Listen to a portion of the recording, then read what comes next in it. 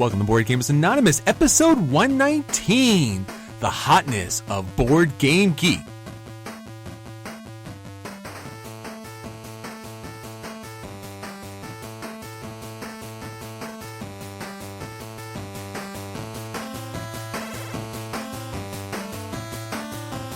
You're listening to a proud member of the Dice Tower Network, dedicated to bringing podcasters together for the greater good of gaming. It's sort of like Voltron, but with better lip syncing. Find out more at dicetowernetwork.com. Welcome to Board Gamers Anonymous, the podcast about board gamers and the insane fun we have at the table together. This is Chris. Hey, and this is Anthony. Hey, Anthony, welcome back and happy Memorial Day to you. Yeah, long weekend. Absolutely. And absolutely positively, of course. Special thanks to all our veterans and active service members around the world, and especially those who are listening to this podcast. Thank you for your time and your sacrifice. And welcome all our listeners from around the world. We have a number of you, not just from the United States of America, but from many, many different countries. So thank you for downloading and listening to this episode. So Anthony, do you have any idea who is actually and where they're listening to around the world? Yeah, so John in Australia. If there's actually a John in Australia right now, he's like, wait, what? You just blew his mind. I think Nick and Mason are listening, right? Yeah, I hope so. That'd be great. Yeah, no, we have a good number of listeners. I think about 2/3 in the U.S. There you makes go. Sense because that's where we are. But a good chunk of people in the U.K., Canada, Australia, and actually a decent number of listeners out in Germany. So if you're in Germany and listening, thank you for listening. Absolutely, Guten Tag. Absolutely, thank you. The birthplace of all the board games that we love so much. So with that said, Anthony, we're going to be talking about the hotness according to Board Game Geek. Before we get into all of that greatness, speaking about our German audience, Anthony, what's been happening in Germany lately? Well, the big news always this time of year is the Spiel des Jahres nominations. So we're going to talk about it a little bit because, as you can imagine, they are represented on the hotness, but they did go up. And so we do have the three nominees for the Spiel des Jahres, Game of the Year in Germany, as well as the Kennerspiel and the Kinderspiel. So some of the games from each of those is represented in what we'll talk about later. And then we'll probably kind of run down like what those nominees actually are overall. And as usual, I've played like 2 or 3 of them. About half aren't out here in the US yet. There's some interesting ones on there, including the odds-on favorite for the year. Sure. Which I think probably will take it home. I don't think so. I think You it's don't going think so? I think it's going to get right there and just slip off the board. That's all I'm saying. I'm just saying. I just pulling Atlanta Falcons. Yeah, I think that's possible. But as we said at the start, we do have our German listeners out there. So if you actually got a chance to play these other games, post up to our Facebook account, our Twitter, BoardGamersAnonymous.com, our guild on Board Game Geek, and always hit us up on iTunes and Stitcher. Let us know what games you're playing so that we know what games to review, especially when they hit the U.S. Yeah, definitely. Like, this is always a fun time every year when I'm like, haven't heard of these. I feel like I should have heard of these. I do this every week, but now I don't know what these are. What's really funny, too, is everybody here in the U.S. who are big board gamers, the buzz starts when these awards come out, and then everyone's like, hey, have you heard about this game? And I'm like, no, not really. I heard a couple of things, but not really sure. Like, it's really good. I think we should pick it up. I'm like, wow, how are we going to do it? And then it becomes like Ocean's 11, where we're all talking about like, we'll get this little guy, and then we'll get this big guy, and this other guy knows how to talk to the guy, and this guy knows technology, and we'll go down to this con because they get these games, and we know this guy. I'm like, okay. I'm sure that's going to work out because we want to get the games as soon as possible. So it's always a very, very fun time. So is there anything else going on that we want to let everybody know about, Anthony? Maybe something totally awesome? Totally awesome Starship. Totally 3000. awesome segue. Yeah. Nice. You set me up for it, and then I came in and swooped in, and we both said awesome. There you go. Awesome. Yeah, so I got this game sent to me probably a few weeks ago, but the Kickstarter actually launched a couple days ago, so it's up right now. You can go take a look at it as we talk about it. It's called Awesome Starship 3000. So this is not a full review. I'm going to do a write-up of that and put it on the website. So if you want to read about the game in more detail, you can do that there. But this is kind of just initial impressions. Basically what it is a dice-based tactical combat game. Takes less than an hour. It's got this hex-based board, which isn't super pretty to look at, but ignore that because the rest is pretty cool. You have these different cards that you pull in. They each represent different weapons that you have available. And basically the goal of the game is to destroy another ship. If you do that, the game is over. But the cool thing is there's kind of a trader mechanic mixed in, which usually you see in cooperative games. But this one, it's a competitive game with a trader mechanic where eventually someone becomes the rogue, and then you have to destroy them, or they destroy one of you, and the game is over. Alternately, if the rogue card doesn't come up until too late, you can destroy all the drones that are on the board. Again, you can check all this out on the Kickstarter campaign. It is pretty cool, but I just wanted to kind of share it because it did get sent over. It is something that I thought was pretty interesting. It's probably not the best game for like the hardcore Euro gamers out there. I know there's a lot of you that listen, but for people who like chucking dice, there's a lot of dice chucking. And if you like kind of that tactical run around and shoot each other, and then this pretty awesome 80s starship theme, it's cool. I thematically, I'm very interested. I had fun with it. As a Euro gamer, occasionally I was like, stupid dice. But, I know that there is a nice audience for that. So, including me on some days. Well, that sounds good. So, Anthony, since we're talking about games that we really want to play, let's get on to our acquisition disorders. What do you have for us this week? Okay. So, this one I'm super excited about. And I don't think I would be that excited about it if it wasn't for the fact that it's a pretty decent designer working on it. Well, it's WizKids, so I don't know about publisher. They have ups and downs, but it's a board game based on The Expanse. Okay, so this is it's a sci-fi TV series on the Sci-Fi Channel based on a series of books that I think they're on book 6 or 7 now. It's been out for a little while, but it's like 150 years in the future solar system space opera. It's written by a pair of authors, one of whom was the assistant for George R.R. Martin. So somebody who has kind of a foot in this pool of, epic sci-fi and fantasy. So they're making a game based on that, which I think is perfect because it's a fantastic universe to work in. And the game itself, don't know a ton about it yet, but we know it's coming. It's being worked on by Jeff Engelstein. And they compare it a little bit to Twilight Struggle. It's a little bit shorter though, and there's more players. So that's nice. 2 to 4 players. You have Earth's UN forces, Mars, the rebels of the Outer Planets Alliance, because there's all these people out in the outer planets and on Ceres, and then a separate corporation, the Protogen Incorporated. So everybody's going to have their own special abilities. They're basically trying to maneuver and gain advantage. It's your typical space intrigue type of game. But within that Expanse universe, which is very rich in character, but also in intrigue, and the politics of it is very raw and kind of mean, I think we could have a very interesting game here. I'm not sure how mean of a game it will be. We'll see. But when you say The Expanse, which is a fantastic series that I've always liked a lot, and Twilight Struggle, it's something I'm going to keep an eye on. All right. Well, that sounds really interesting.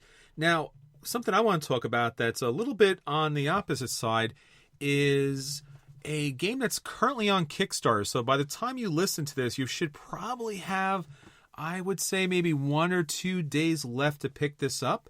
And that is Card City XL, as in extra large kind of Card City.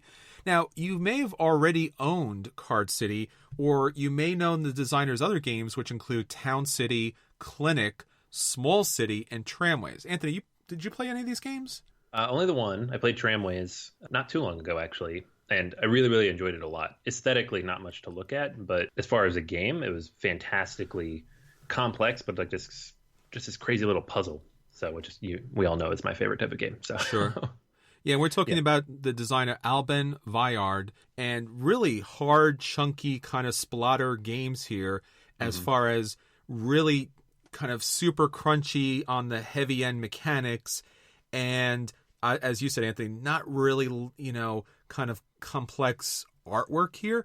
But what I really like about this Kickstarter that's out right now is a number of different things, which include the artwork, and the design is a little more cleaned up, a little more polished, and I think it's a little more interesting.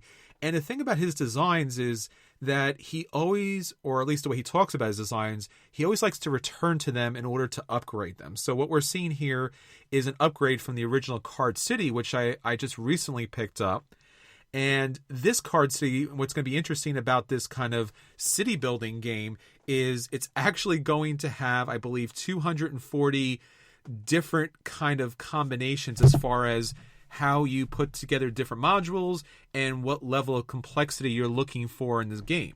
It's quite a unique game, and it's different than Card City. Card City, I would say, take a look at Card City as far as being a very light version, where this is going to be a more challenging, complex version. Now, we talked about Between Two Cities not too long ago, and this is somewhat similar in the way that you are putting down different residents, different commerce, industry, municipal buildings. But here, a lot of his games typically are built around the idea of a real working city. So, for example, pollution plays a very big part in the final scoring of the game. So as you're building your city up and you're trying to expand different opportunities, you want to be very careful because, you know, as you build this major metropolis, there's going to be problems that are going to work against you. And in the end, that might just sink you. So I remember playing Small City where that was one of the main issues here. Card City is kind of a simplified version of playing these tiles out on the board. There are special conditions in which you can build residents, you can build commercial areas, and certain areas are going to score you money in order to build new facilities, and some areas are going to cause pollution, which is obviously going to be bad. It's going to score you negative points towards your end of the game. But what you're really looking at here is a interesting, complex version of it in which you can kind of set the difficulty level. So if you only have a short amount of time, or if you have new gamers, you can kind of play that with them. But if you have some really heavy gamers who like those crunchy games, you don't have to kind of shy away. You can just kind of pick up the gameplay here. And I think this kind of does a couple different things. It kind of employs 504 as far as really offering a lot of game by, you know, offering different opportunities to kind of customize what you want your experience to be like, which is a lot of fun. And basically, this is really going to do a lot of good for his other games, because since his other games are really hard, really crunchy, tend to be a little more on the expensive side, this is kind of a really nice way to pick up a solid game from him at only a pledge of $29. And, you know, this game is expected to release this December.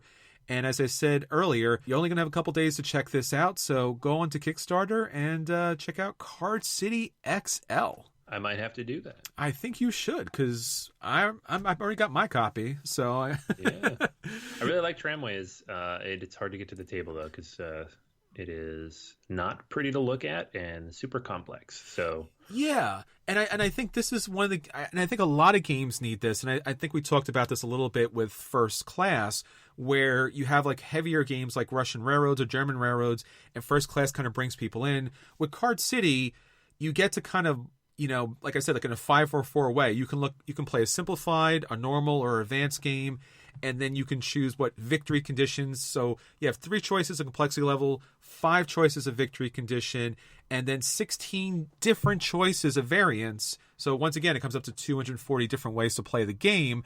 But once again, you know your group, you know who you're sitting down with. You can kind of set the game length and the game complexity. And I think once people get hooked into these games, I think that we're going to see a lot more of these hit to the market, especially in a more polished form. I know Clinic, which is a game I really want to get to the table at some point and still haven't gotten a chance to do so yet, is going to be revised in a deluxe version. So I'm going to be picking that up as well. Yep. So a lot of great games to check out. And let's talk about the games that have actually been hitting the table. Anthony, what do you got for us this week? All right. So at Gen Con, we got a chance to play Haspelknecht. I was so happy about that. Yeah, we finally got in. We like ran in there first thing in the morning, and they're like, "Really, guys? This is where you stop? 10 a.m. When the hall opens?" Like, yeah, because every time we come over here, we can't play. I know. I ended up picking the game up because I liked it a lot. Yeah. And it's the first in a Cole trilogy. Thomas Spitzer is the designer. And instead of bringing out the second game in the Cole trilogy, which they are going to do eventually, Capstone Games has released Ruhr Valley, which is the expansion for Haspelknecht. And I think this was released in Germany as well this year. So Haspelknecht, the game itself, it's about mining coal on farms in Germany. So, okay. That sounds exciting, Anthony. It doesn't sound like an awesome game. It's so exciting. But the hook of it, the reason that I really kind of loved it, is that they described it as like, it's like Agricola, but not quite as brutal, and it takes less than an hour, which I was like, done, sold. You had me at less than an hour. basically you draft these little tokens from pools, and it changes round to round, and then you use those tokens to take certain actions, which can be building buildings, development buildings, getting food, getting wood to build, little poles for your to hold up your mine, or mining out coal and removing water and coal. Very, very thematic. Extremely. Yeah. And that's it. That's all the thing. It doesn't take too much to learn. The rulebook is not fantastic, but despite that, it's really not that complicated of a game. The one issue that I had with it after playing it a few times, though, is that you use the same development tiles every single time, and they're in different orders, but there's only enough to play a 4-player game. So the only way you can kind of randomize a little bit is if you play with less than 4 players. So the game gets a little samey. There are a handful of strategies that just kind of work every time if you get the right combination of stuff. And so people weren't really interested in continuing to play it as I brought it out. So the expansion adds 3 things. It adds 13 new development tiles so that you can now randomize these different groups of tiles. There's basically 3 extra ones for each of the rows, no matter how many people are playing. There's an Ironworks expansion, which adds a 5th row of tiles at the bottom that they each have some pretty good bonuses, but they also give you an end game scoring card that will... There's only 1 per tile, and you get to pick which one. You get to draft them, basically. And you can only get 1, because once you get one of these Ironworks tiles, that's it. You can only get 1. And it'll allow you to get extra points for various different things that you've been doing throughout the game. And then there is... I'm sorry, those are the black development tiles. The Ironworks expansion is actually you have a new board that goes over your normal board, and it has 2 sides, A or B, a little bit different. And some of those mine shafts have iron that are needed instead of the wood trellises. So you have to create iron, which you make with food. I'm not sure how that works, but that's the resource you need. And then you would use that iron there. And the iron is worth more points. And at the end of the game, there's a 4th round now added instead of 3. So the game typically has 3 years. Each of those years has 3 different action phases. So now there's 4 with 3 different action phases. And at the end, you have to have at least 1 iron to pay your taxes, I guess is what it ends up being. It's very few fundamentally different mechanics, just a handful of very small tweaks that I think are kind of important and useful. The game is longer, so that is one downside. It takes about an extra half an hour with 4 players, so now it's a 90-minute to 2-hour game instead of 60 to 90. It doesn't really stop the tech strategy, so you could still just build up a bunch of developments and win with that without really doing a lot of mining. So that's a thing. And it's not really a game-changing expansion, but despite all that, I think it's probably one I'll always play with because you get the randomized tiles now. The Ironworks, there's no reason not to use it. And those black development tiles are a great way to kind of add to the end game scoring. The only real problem I have here with it is it's a little fiddly now in setup.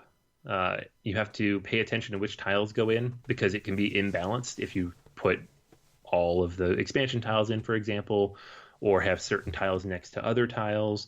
And they tell you this in the rules, but there's not like a chart. Like it needs a chart that tells you like, if you have this tile, don't use this tile. Or if you use this tile, make sure this one's not adjacent to this tile. So I see that being problematic. If I just pull a bunch of tiles out to set the game up, I don't want to have to dig through the rule book to determine which ones to use and not use.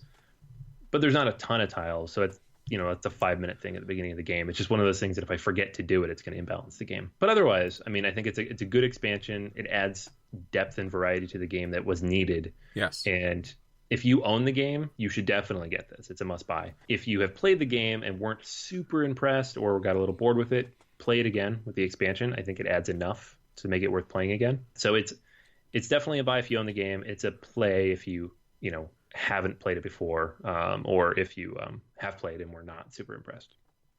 Well, this was the second booth that I ran over to as soon as Gen Con opened. First, I went to pick up Castles of Burgundy, the card game, and then I ran to Haspelknecht, and I was terribly disappointed that the game wasn't available to be sold.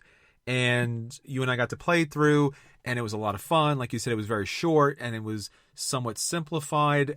I think at the time that was somewhat of a weakness, that it really did need more. Although I did appreciate the fact, as you said, it wasn't a Agricola length or complexity, but at the same time, I felt like it felt like half a game. It felt like, how there's those conspiracy theories where somehow there's a game and then they cut half of it and then sell the other half as an expansion.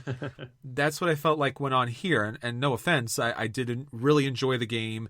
It's very thematic how it plays. Definitely want to pick this up. And now that the expansion's here, that's amazing. I wish I'm not too sure about their game practices here. I would just like to pick everything up all at once, maybe in one big box, maybe in a queen kind of situation, because I really do think it needs the expansion. Yeah, I think in the future, if they reprint all this stuff, like in a year or two, ideally, hopefully they pack it in. Yeah. It is a lot, though. Like, having packed them both into the same box now, and they all fit, it fills the box. So I'm not sure how feasible that would be for them, but I think it's, like you said, three seasons, 3 rounds was not quite enough. No. It never felt, you always felt like you were building towards something and then it ended. It really dropped off a cliff. Yeah. Like, so the 4th round adds a lot. I think it's really important. So enough so that I wish they would put it in there. Mm-hmm. Yeah, I mean, even with Agricola, there's a family mode. At least in the original Agricola, if you didn't want to play with the complexity here, it felt like you said, there was a really nice thematic drive to the game, and then it just dropped off, and it didn't really feel like it finished. Yeah, this is really exciting for me. I'm really, really happy about that.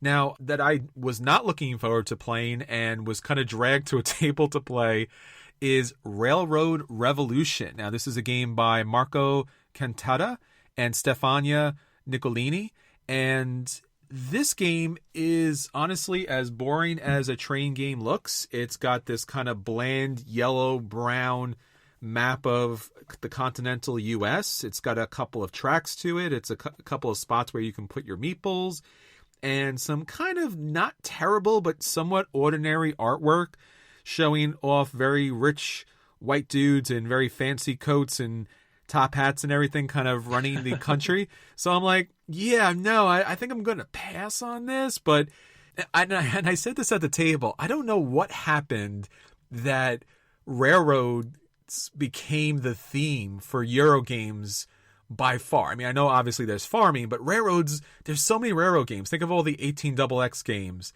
And I was like, well, maybe we were hypothesizing. Maybe it's because everyone had model trains at one point, and then that was like a hobby shop. And then maybe those people who went to hobby shop or who were hobby shop kind of people became hobby shop gamers, and they wanted train games because they like trains. So I'm like, I'm trying to rationalize why I'm sitting at this table. And I got to tell you, I really love this game. And I love this. After I played the first round or two through, I was like, oh, this is a great game. So, Nice. So basically what you're going to do is you're going to be starting off with a number of generic workers, and you're going to have your own little individual player board that's going to allow you to take 4 different actions. So one's going to allow you to put out a kind of train station building on the map at certain locations. Another action is going to let you lay rail. Another action is going to let you put a building down on the Western Union. That was their communication network. And then one action spot is going to allow you to trade rails and buildings for money, which you will need throughout the game. In addition to having your meeples going to those different areas, you will be given 2 random objectives that you'll have an opportunity to complete for really big victory points. You'll get money. You'll get stocks, which always kind of scares me when I hear that when in relations to a train game. But don't worry, let me get you there.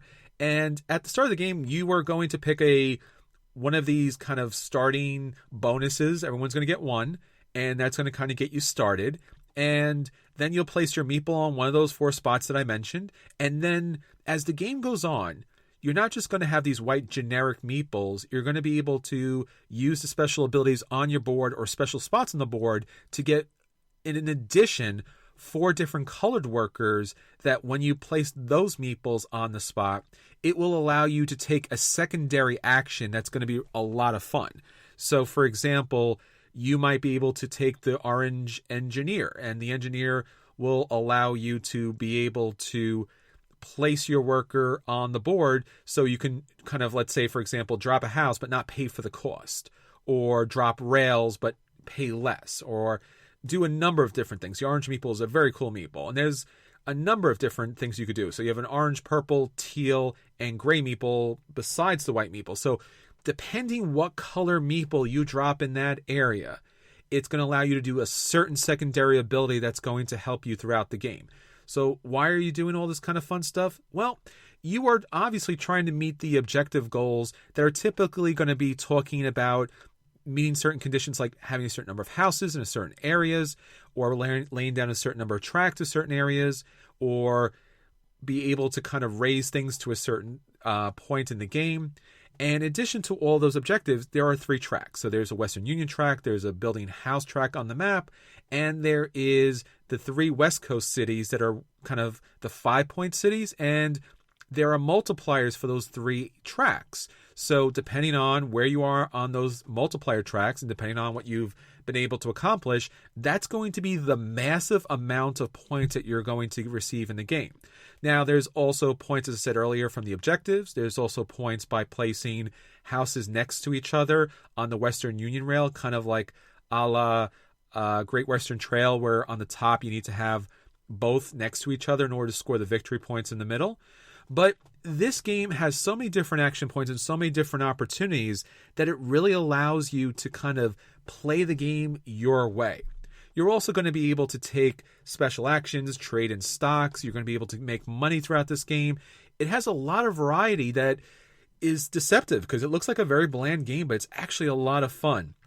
Now, my one criticism I will say about this game that I'm a little concerned about is that it seemed like 2 of the 3 tracks really ran this game. So the Western Union track and the 5-point cities, which initially didn't seem possible to get to, seem like those are by far the most powerful. So if you build those 2 areas up really high, the objectives are not going to matter. Putting your houses out on these different cities is not going to matter so much. So that does kind of concern me with long-term gameplay, and it's somewhat similar to Great Western Trail, where it seemed like there was kind of 2 paths to victory, and that third one was dropped off. Kind of the same thing here. So I said when I played this game that I was going to buy it. So I'm going to still hold to that and say that this game is a buy. I will, as I said, give a little note that it is possible after multiple gameplays that, as I said, the Western Union Trail and or especially the 5-point cities with the rails. If you build rails and you build the 5-point cities, that might be overwhelming. But nonetheless, this is an excellent game, a surprising gem as far as I'm concerned. I really did enjoy this. I have a story about this game. Okay. Is it an awesome story? Well, it's kind of a frustrating one. Okay. I pre-ordered this game back in November from Okay. the What's Your Game website because they let you do that and they'll ship it to the U.S. and it's free shipping. It's great. I did it last year with New Phone. And I got the game in December. Uh-huh. And I'm very excited because I heard it was good. Okay. And I opened it up and punched it, and it was missing all the little rail bits. Wow. All the wood bits. So the whole bag was gone. And I looked online, and a lot of people had the same problem. So I emailed the woman who I'd been in touch with before, and she's like, oh, we'll get them out. And then nothing, and then nothing. And I guess there was a postal strike in Germany or something. Wow. This is somebody else telling me they didn't even get their copy till like February for this reason. I just got these pieces like 3 weeks ago. Jeez. Maybe the end of April. So That's I haven't incredible. played the game yet. I've owned it for 6 months, but I haven't played it because I was missing all these, like, enough wooden bits that I didn't feel like scavenging them from elsewhere because I've been sitting on it forever. Definitely looking forward to hearing your review on that. That is definitely still on my hotness as far as games that I want to get to the table again and again. But speaking of which, let's get on to our feature review and talk about other games that haven't been sitting around for 6 months but are hot and current on BGG. So, Anthony, we're talking about the games that everyone's talking about. And, of course, from Board Game Geek, they have their hotness track. And it's always changing and always reflecting the market pretty accurately, I think, with, some kind of exceptions here when there's something really random that hits the market. But we want to run through the top games that are hitting the list. And let's talk about why the heck are they actually on there. So, Anthony, why don't you start off with that number one hotness there that's kind of sitting up there for a little while? Don't want to say it. I don't even want to attempt it. I'm gonna say it, but it's gonna be wrong. So I'm sorry. We have our good. Our German listeners are gonna be like, oh man. We just mentioned them, and now we're bringing them down. Wettlauf nach Eldorado. There you go. So I'm pretty sure the English name is just Eldorado. Okay. I hope so. That's a lot easier. So this is a new game from Reiner Knizia, and it was nominated for the Spiel des Jahres. That's why it's number 1 up there. There you go. It is a race game using card drafting to build characters. It looks pretty cool. That's all I know about it, though, because I didn't know it existed until last week. So I can't really talk about it much other than to say this is why it's here. And we'll find out in a few weeks if it takes home that prize or not. But either way, it will be a big one when it hits the U.S. for this very reason. How about a softball one here, Anthony? What's our number 2 here? Magic Maze. It's Magic Maze. Magic Okay. Maze. There you go. This is designed by Casper Lapp. It's also a Spiel des Jahres nominee, and it is a real-time cooperative game that I believe takes like 10 or 15 minutes. I think that the twist here is everybody will be using different characters. They have different unique abilities, but you have limited access. If you're using one, someone else can't use them, etc. And it's something like 3 minutes, maybe, you get to take actions in the first phase. So Okay. Lots of hourglasses. Seeing a lot more real-time games. It's interesting, though, to see a real-time game using the old-school mechanics. Yeah, real-time co-op game, and it's, like you said, fast and quick and kind of interesting. So it's definitely something that could really, work out well with the family, especially where they're looking to rob a shopping mall. So why not? All right. So from Magic Maze to a unknown game, an up-and-coming game. What's our number 3, Anthony? Yeah, I've never heard of this one before. I don't know. Just kidding. It's Gloomhaven. All right. Yeah, you all know why this is here. It'll stay up here for a while. That's all. That's what we got. That's all we have to say about that. We're going to talk about Gloomhaven a little bit more, I think next week. Yes. But it's the behemoth. I think it's up to number 6 now on BGG. Yes. And everybody will be getting their copy here only in like 3 or 4 months. So. Yeah. This had 2 Kickstarters and great raves and reviews, and everyone's loving the game, and we're going to be talking about it next week. So be sure to jump back with us, and we'll tell you more about it. So, Anthony, what about our number 4? All right. So this is Ethnos. Okay. Ethnos is if you look at the box and you look at who made it, you'll think there's miniatures inside, but there's not. They're tricking you. Okay. It's Cool Mini or not, or Simon, whatever they're going by these days. It's an area control game with these different decks of cards that represent different races, and you rotate which ones are in the game. I have not played it yet, but I have seen it. I know it's extremely popular right now because of a couple of rave reviews from Shut Up and Sit Down and the Dice Tower. So that's why it's up here so high right now, because I think it came out like a month ago. Sure. And then all these rave reviews came in the last week or so, and everybody's like, wait, what? Yeah. Because it doesn't look like much. It's like this $40 game with no miniatures. The artwork, iconic. It's John Howe, but it's bland. It's just generic fantasy especially the artwork. board. I mean, the board especially is The board is so bland. It's so bland. But Cool Mini or Not recently did their own little convention, and I guess a lot of the buzz is coming out from that game and from that convention. Yeah, definitely. So it's sold out everywhere. So have fun figures. finding it. But All right. So how about our number 5 game? all right, this is Raiders of the North Sea by Shem Phillips. This Okay. is an interesting one because it's a Kenner Spiel nominee, so that's the strategy game of the year, and it was kickstarted. So I'm not sure if it's the first kickstarted game to be nominated for the Kenner Spiel, but it's one of the first ones I've seen. Renegade did pick it up, so they're going to be releasing it this summer in full distribution. I have seen it around though because some people did back it, but it seems like I don't think it's straightforward necessarily, but it's a Euro set collection worker placement. Sure. And you're Vikings, so it has all the big pieces from the last few years, but apparently it's very, very good to kind of make it to the top of that list. It's got some really funky artwork, and I mean that in a very good way. All right, what's our number 6 game, Anthony? All right, so this is another Kenner Spiel nominee, and it's the one I've played. I've played it a lot. That's Terraforming Mars. I don't know that this is necessarily the favorite. Who knows? I'm super biased here. I feel like it could be, but you never know. Yeah, I don't know. I mean, it's such a good game, but yet the Kenner Spiel is kind of known for its ability to just wave something really shiny in front of you and then hand you something completely different. Yep. It's kind of like the Oscars in that way. You really love this one? Yeah, it's not getting the award. It was like last year, Pandemic Legacy didn't win, and everybody was very surprised by that. Sure. It's going to be it's going to be one of those La La Land kind of thing, and turns out it's Moonlight. Yeah, right. They're like, it's still a good game, but didn't expect that. They're always messing with us. All right. So what about our number 7th game? I think this is one you've kickstarted yourself? I did. Yes. Yeah, Deep Space D6. This is a reprint, actually. So the original Kickstarter was a year or two ago. I have this game. I've played it. It's solo only, so you know I've talked about it. We actually mentioned it on the solo podcast. I can't remember which episode, but it was a couple months ago. You can find it. It's on the website. But this is the new version with, I think, some updated rules, and there's an expansion for it. So if you like solo games, definitely check it out. If you don't, then this has nothing for you. So this is... That is all. Yeah, this is currently being kickstarted now, right? The expansion for it? Yeah, it just went up maybe this last week. So you probably have 2 or 3 weeks left as of hearing this. Okay. So you would recommend this as far as people kickstarting this game as well? Oh, yeah. If you want to play a solo game, it's awesome.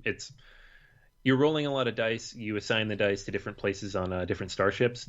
Out of the box, you get a few different starships to do different things, and you have to utilize the abilities on those different chambers to fight different enemies that come at you and deal with different like away missions and stuff that come up. It's very, very simple, but it's fun, and it's got enough randomness to it to be okay. I like a little randomness in my solo games, but not so much that it's frustrating where you could do everything right and still lose. So it's a fun one. Okay. How about our number 8? So this is The Mysterious Forest by Carlo Rossi. It's a Kinderspiel nominee, and it is that's really all I know about it. But it's a cooperative memory game. It's based on a graphic novel called The Worm World Saga. It appears to be dice-based and memory-based, so both great things for kids. So it looks good. I mean, like visually, aesthetically, it looks pretty cool. Okay, sounds good. And how about our number 9? All right, this is currently on Kickstarter. I don't know how to say it, but it's Samhain, Samhain, and the designers are Mauro and Alessandro Ciaboto, and it is about Celtic clans resisting the Romans. So, which is kind of a cool theme. I don't know if I've seen a lot of games do that. No.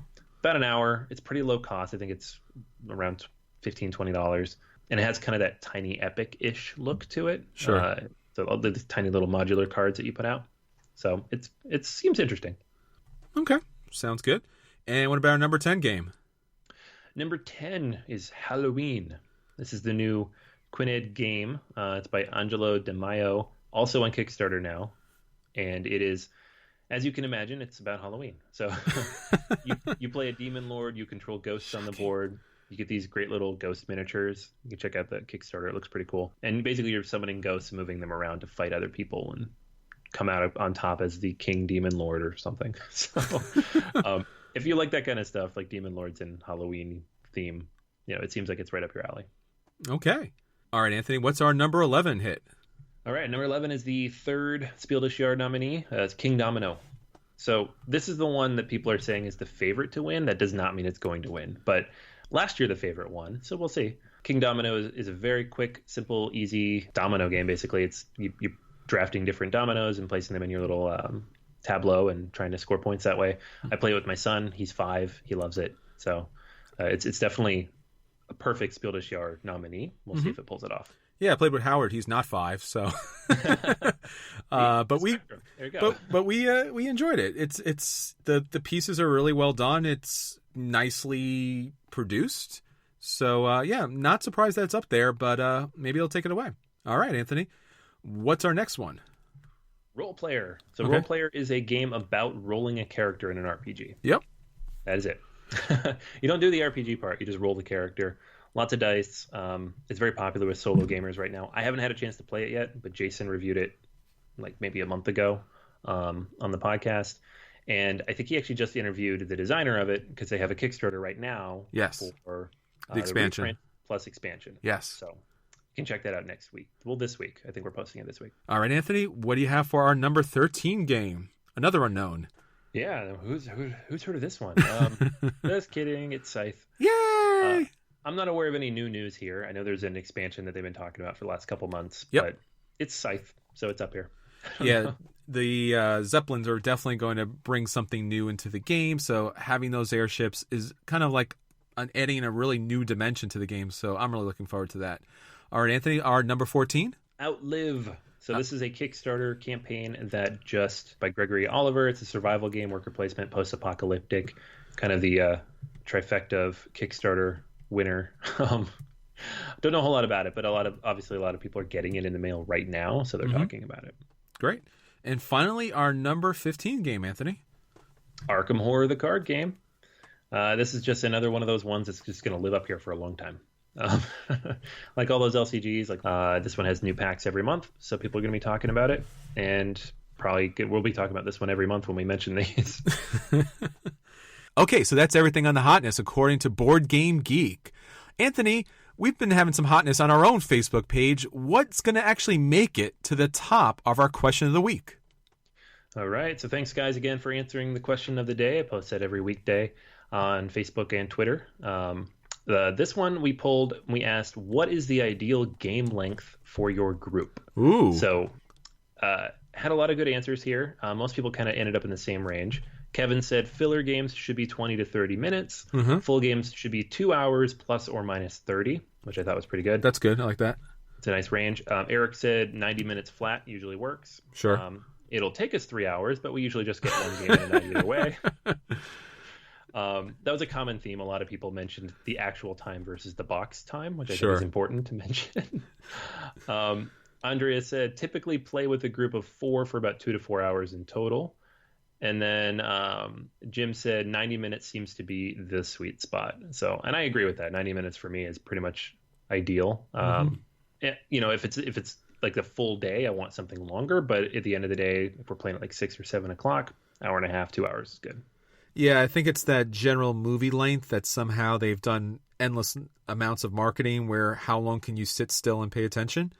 So hour and a half, but you got to remember there's going to be setup and breakdown and maybe rules explanation. So typically I like to hear a 2-hour game. Usually that says to me that's complex enough that I really have to sit down and kind of, hunker down and really invest. If I hear 60 minutes or less, I'm going to kind of cringe a little bit because I know this is a game that it might as well just be a filler, because I really want to sit down and play something great. Recently I was at a board game group and someone brought out Kanban, the Automobile Revolution, and they were like, oh, we can play this. I'm like, well, it's like 7 o'clock now and they kick us out at 10 o'clock. He's like, yeah, no, but the box is like, and I can't remember to be fair. And I looked at him. I just started laughing. I'm like, no, the box lies. So much lying. Who knew cardboard lied so much? Oh, great. So, and yeah, that's absolutely something you want to keep an eye out for as far as building your game night, trying to find the appropriate game time, because there's nothing worse than not being able to finish a game at the end of the night, just especially when you're about to kind of wrap up and you don't have enough for those final 2 or 3 rounds. It's really rough. Yeah, definitely. All right, so that's everything for us for this week. Until next time, this is Chris.